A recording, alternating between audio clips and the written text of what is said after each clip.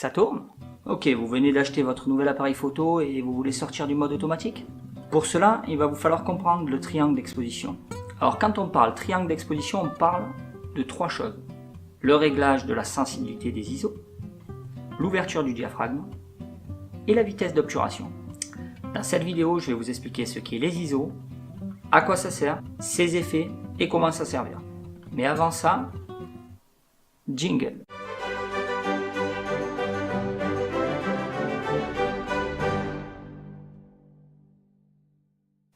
Quand on parle ISO, on parle en réalité de la sensibilité à la lumière de votre capteur.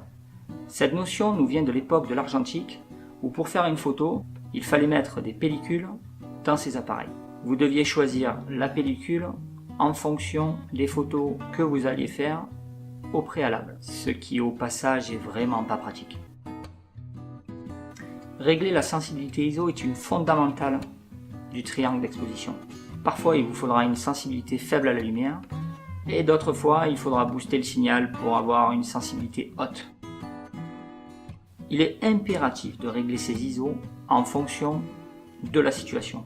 En effet, plus vos ISO seront bas, moins votre capteur sera sensible à la lumière. En cas suffisant de luminosité, vous aurez une photo bien exposée. Mais dans le cas où il manquerait de lumière, vous aurez un risque d'avoir une photo sous-exposée, voire toute noire. A l'inverse, plus vos ISO seront hauts, plus le signal de votre capteur sera boosté et donc sera plus sensible à la lumière. Vous aurez donc une photo bien exposée dans un endroit sombre, mais à l'inverse, une photo surexposée dans un endroit trop lumineux.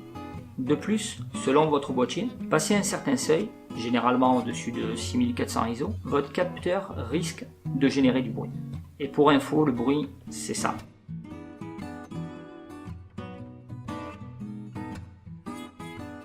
Alors il n'y a pas de règle absolue pour régler ces ISO, mais en général, quand le temps n'est pas couvert, que vous êtes dehors et qu'il y a du soleil, réglez-vous sur ISO 100.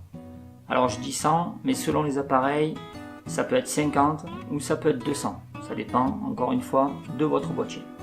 Quand il fait nuageux, ou que le soleil se lève ou se couche, réglez vos ISO sur 400. Dans une ruelle un peu sombre ou en intérieur, réglez vos ISO aux alentours de 800. Pour les endroits très peu éclairés ou dehors de nuit, réglez vos ISO entre 1600 et 6400 ISO. Pour finir, sachez qu'il existe des boîtiers modernes capables de monter jusqu'à 102 400 ISO, voire même plus, mais qu'à ce jour, en 2019, il n'est jamais vraiment possible d'exploiter une image avec des ISO aussi élevés. Voilà, avant de finir cette vidéo, deux choses. Il est important de noter qu'il est toujours préférable de régler vos ISO au plus bas.